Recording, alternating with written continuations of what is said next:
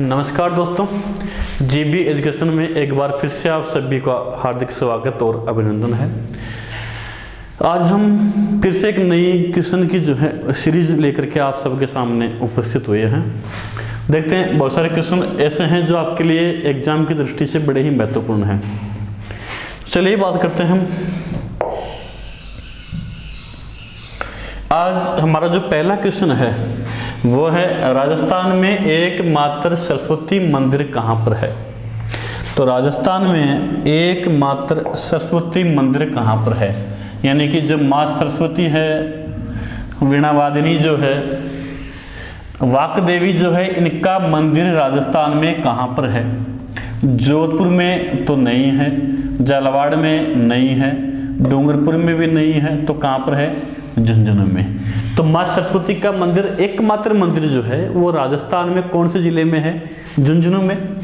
और अगर झुंझुनू की अगर हम बात करें कि झुंझुनू में माँ सरस्वती का जो मंदिर है वो कहाँ पर है, तो ध्यान देना, पिलानी में। कहाँ पर है माँ सरस्वती का मंदिर, ये पिलानी में, ठीक है ना। और माँ सरस्वती जो है इसे विद्या की देवी कहते हैं, विद्या धारिणी, या फिर कह सकते हैं वीणा धारिणी कहते हैं। और माँ सरस्वती जो है, इनका मेला जो है ये माघ शुक्ल पंचमी के दिन, माँ सरस्वती का जो मेला लगता है ये माघ शुक्ल पंचमी के दिन लगता है।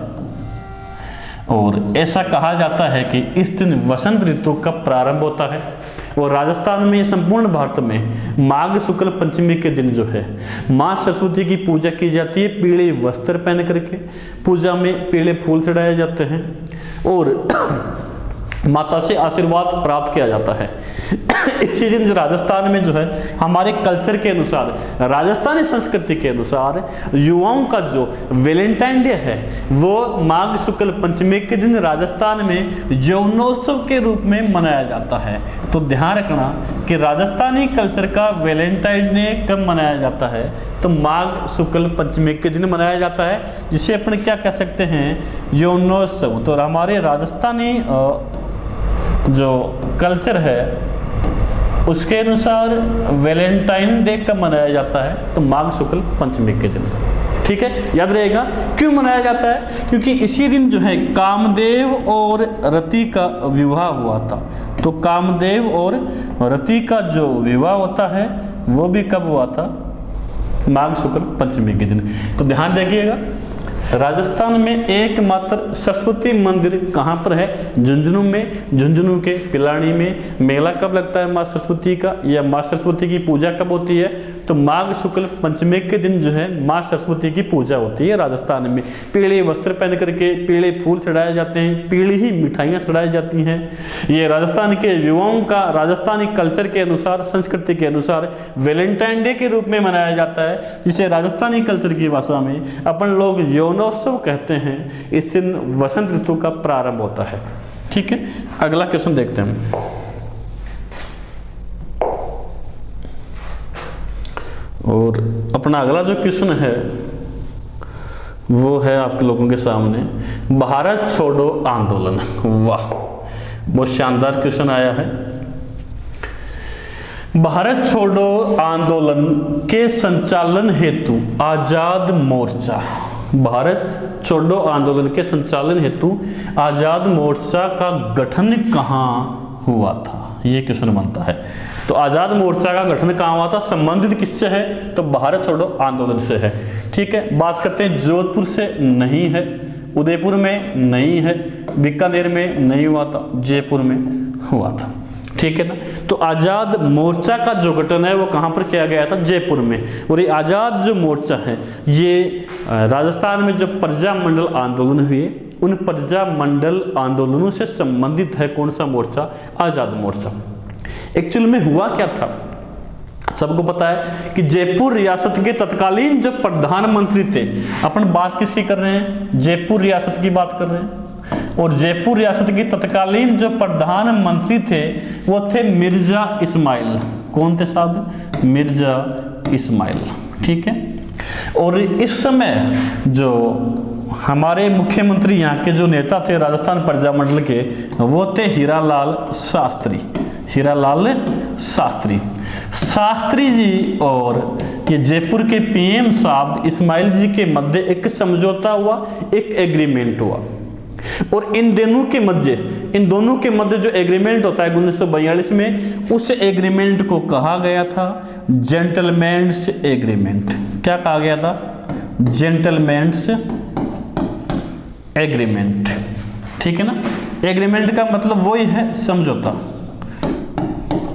तो जेंटलमैन्स एग्रीमेंट कौन सी रियासत से संबंधित है? जयपुर से। किन किन के मध्य हुआ? तो जयपुर के प्रधानमंत्री मिर्जा इस्माइल व हीरालाल शास्त्री के मध्य।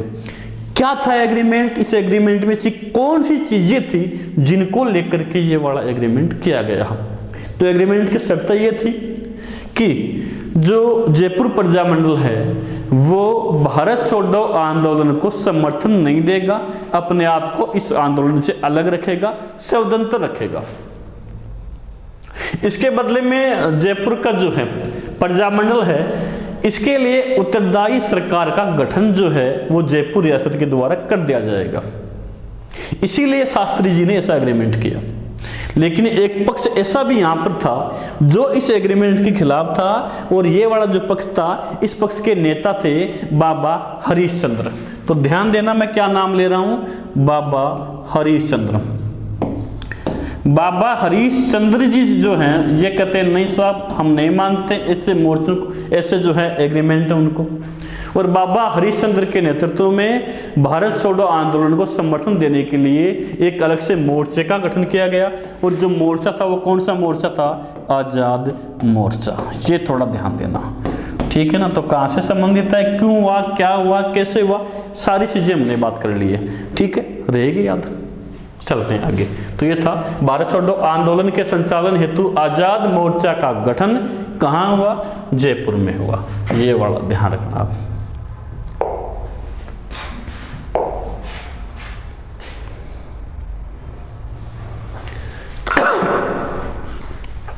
और अगला अपना क्वेश्चन है,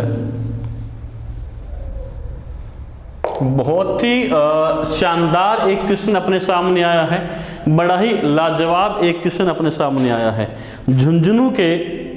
और जो क्वेश्चन है बड़ा ही खतरनाक वाला क्वेश्चन है भाई।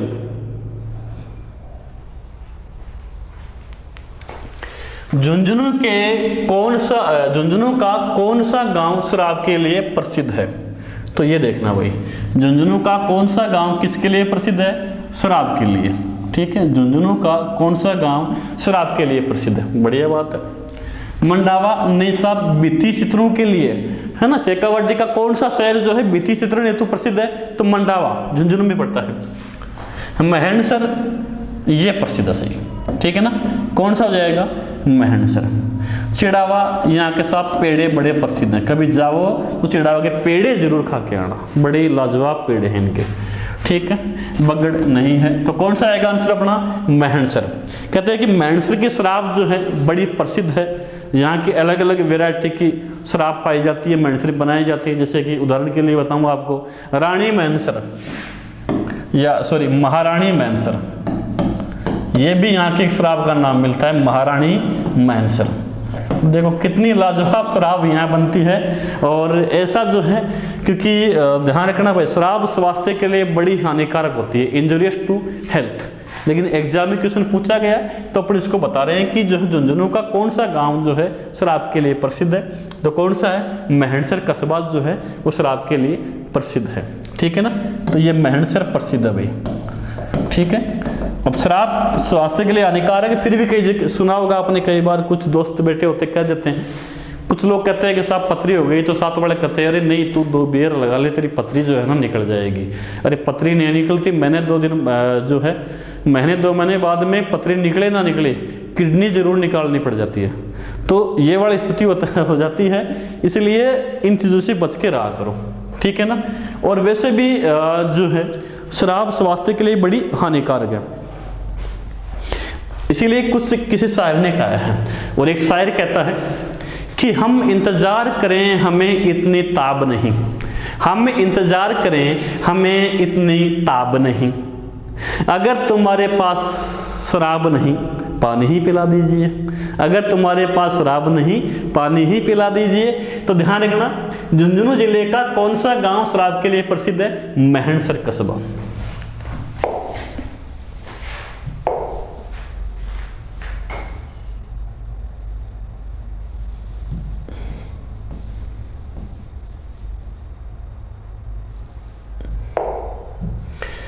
अगला क्वेश्चन है, राजस्थान में 1857 की क्रांति के समय एजीजी कौन थे?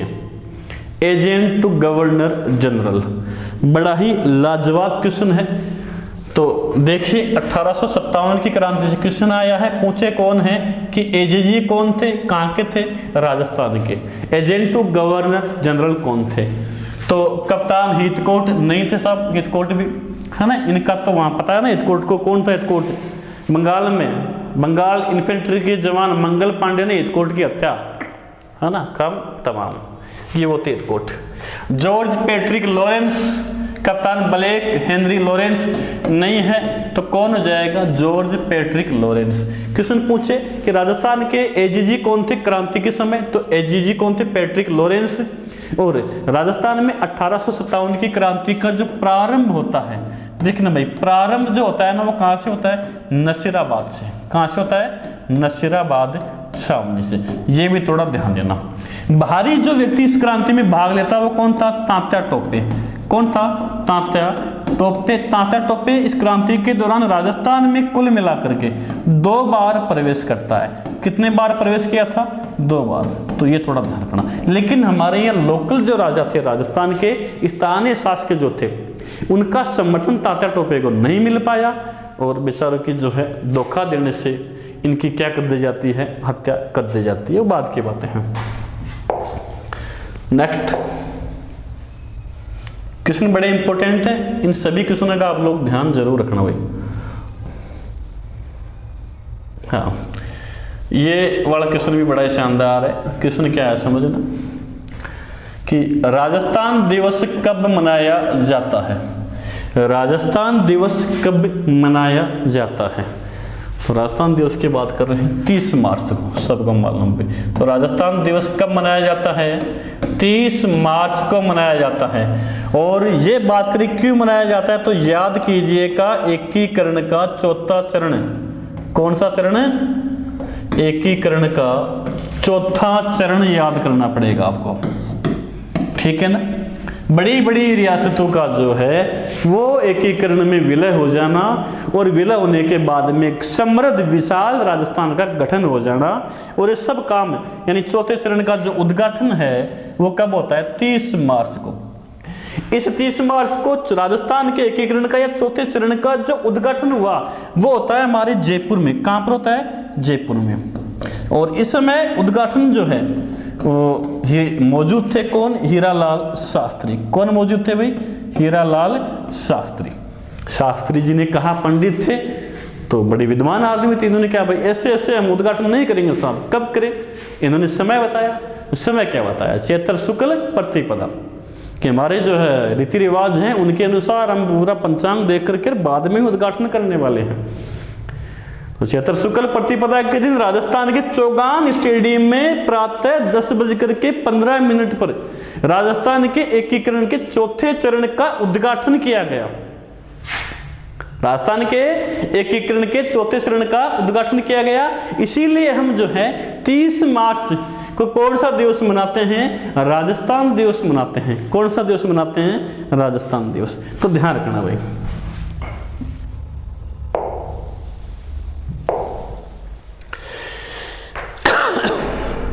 और अगला हमारा क्वेश्चन है, बहुत शानदार क्वेश्चन है, हुरडा सम्मेलन। बहुत बार पूछा गया क्वेश्चन है ये। हुरडा सम्मेलन जिसका आयोजन जो है 17 जुलाई 1734 को हुआ। ये आयोजन किसके द्वारा बुलाया गया? ये किसके द्वारा ये योजना बनाई गई इस प्रकार की कि कोई हुरडा सम्मेलन किया जाए? तो देखते हैं। पहला ऑप्शन राज सिंह है, नहीं, बिल्कुल ही गलत है। माधो सिंह, ये भी गलत है। सवाई जय सिंह, जगत सिंह, ये गलत है। किसके द्वारा? सवाई जय सिंह के द्वारा। तो ध्यान देना, सवाई जय सिंह ने हुरडा सम्मेलन की योजना बनाई थी। क्या बनाई थी? योजना। लेकिन 17 जुलाई 1734 को इस सम्मेलन की जो अध्यक्षता है, अध्यक्षता जो है वो कौन करते हैं, उदयपुर के जो हैं जगत सिंह के द्वारा क्या की जाती है, इसकी अध्यक्षता की जाती है। ये सम्मेलन क्यों बुलाया गया, क्योंकि इस समय में राजस्थान की जो रियासत थी, इनके उत्तरार्ध में जो है राजस्थान में मराठों और पिंडारियों का आक्रमण और दबदबा जो है लगातार बढ़ता जा रहा था। इन मराठाओं का विद्रोह और दमन करने के लिए जयसिंह ने एक योजना बनाई कि सभी रियासत के राजपूत शासकों को इकट्ठा किया जाए और सब एक साथ मिलकर के क्यों ना इन मराठाओं का दमन करें, इनका विरोध करें। लेकिन जब अध्यक्षता की गई और 17 जुलाई 1734 को ये आयोजन हुआ ऐसे हुरडा सम्मेलन का, ये विफल हो गया। कुछ लोग आए, कुछ शासक नहीं आए। तो अध्यक्षता करने वाले कौन, उदयपुर के जगत सिंह। आयोजन करने की योजना बनाने वाले कौन थे, जय सिंह। तो हमारा उत्तर कौन हो जाएगा, जयपुर के सवाई जय सिंह।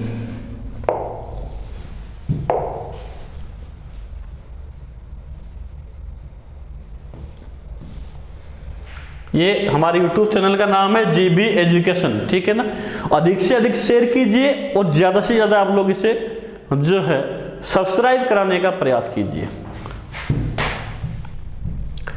तो वीर भारत समाज की स्थापना किसके द्वारा की गई, वीर भारत समाज की स्थापना किसके द्वारा की गई, वीर भारत समाज। समझना भाई, ये समाज है, अगर ऐसे आता नहीं वीर भारत सभा,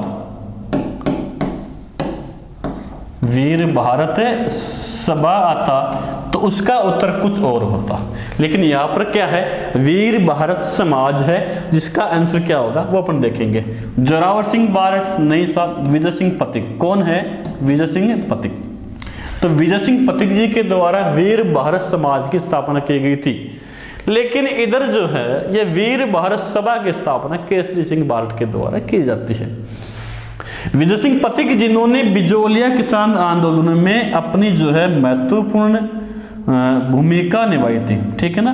तो विजय सिंह पथिक बहुत महत्वपूर्ण व्यक्ति थे और इन्होंने बिजोलिया किसान आंदोलन में महत्वपूर्ण अपनी भूमिका निभाई थी। अब पूरे आंदोलन की बात तो अपन यहाँ पर नहीं करेंगे, जब पढ़ेंगे आंदोलन तो अपनी बातें करेंगे, ठीक है। और अगला अपना क्वेश्चन एक आता है,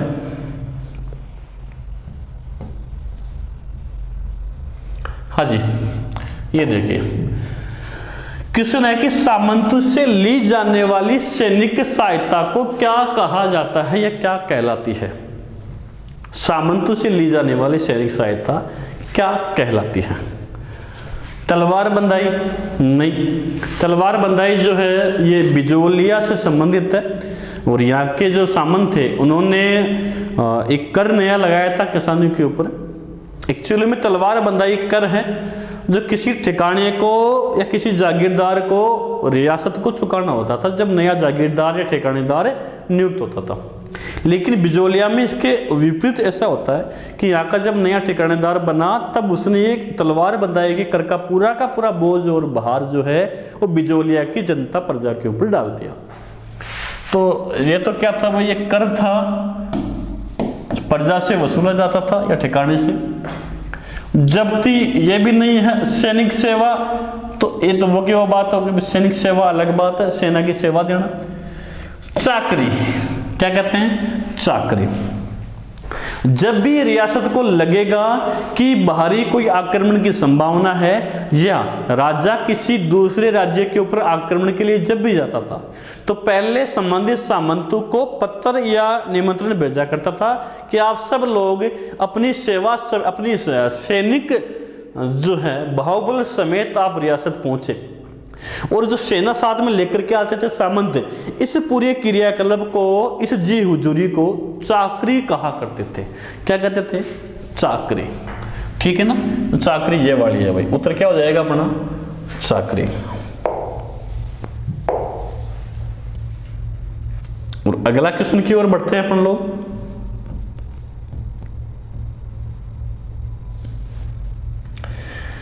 हाँ ये देखना,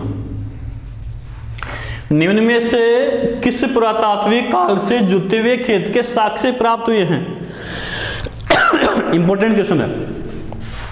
किस पुरातात्विक काल से, या मैं कह सकता हूं स्थल भी कह सकता हूं, ठीक है ना, काल क्या स्थल मान लो, किस पुरातात्विक स्थल से जुते हुए खेत के साक्ष्य यानी प्रमाण मिले हैं? क्या मिले हैं? प्रमाण मिले हैं, ये साक्ष्य मिले हैं। पहला ऑप्शन अपना है कालीबंगा, नोह, रंगपुर, आहट। तो इनमें से जो अपना उत्तर हो जाएगा वो कौन सा हो जाएगा? कालीबंगा। कालीबंगा सभ्यता जो है वो हमारे राजस्थान के हनुमानगढ़ जिले में विकसित हुई। कालीबंगा सभ्यता से एक बैल के साक्ष्य मिले। भाई बैल है तो बैल क्या करेगा? जोतेगा। और बैल के साक्ष्य मिले, ऊंट के साक्ष्य मिले, ऊंट के साक्ष्य मिले मतलब हल भी होगा, हल के साक्ष्य मिले। अब हल ये तो है नहीं कि भाई अपने घर में हल चलाएंगे, साहब लोग भाई हल चला रहे हैं, खेत में चलाएंगे ना। तो यहीं से क्या मिलते हैं? जुते हुए खेत के साक्ष्य। कहां से मिले? कालीबंगा सभ्यता। तो याद रखना, राजस्थान में जुते हुए खेत के साक्ष्य कहां से प्राप्त हुए? कालीबंगा से। और ये क्वेश्चन जो है ये मोस्ट इंपोर्टेंट क्वेश्चन बनता है भाई, मोस्ट इंपोर्टेंट क्वेश्चन बनता है। लगभग सीईटी वाली हर एग्जाम में क्वेश्चन पूछा गया था, लैब असिस्टेंट के एग्जाम पूछा गया था, और पता नहीं कौन कौन से एग्जाम में बार बार क्वेश्चन रिपीट हो रहा है। बड़ा आसान क्वेश्चन है, तो इसका थोड़ा सा आप ध्यान रखना। जुते हुए खेत के साक्ष्य कालीबंगा सभ्यता से।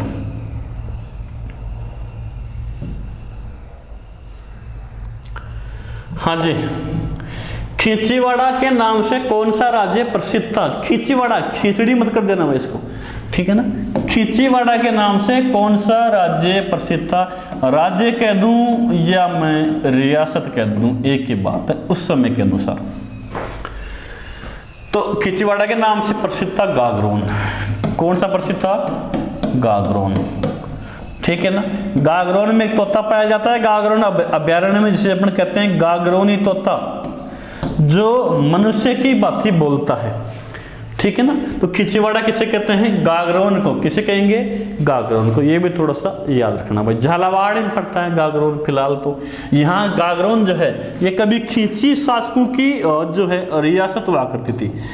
कि किन्होंने शासन किया यहाँ पर? खींची शासकों ने। और खींची शासकों ने शासन किया, इसीलिए जहां पर खींची शासकों ने शासन किया उस क्षेत्र को खींचीवाड़ा कहा गया। क्या कहा गया? खींचीवाड़ा। तो खींचीवाड़ा किसे कहते हैं? गागरोन को, क्योंकि यहाँ खींचियों ने शासन किया था, इसलिए क्या कह दिया? खींचीवाड़ा। आज की क्लास के लिए इतना ही। जय भारत, जय हिंद। सब मस्त रहो, खुश रहो। वीडियो को शेयर और लाइक जरूर ठोकिए। जय हिंद, जय भारत।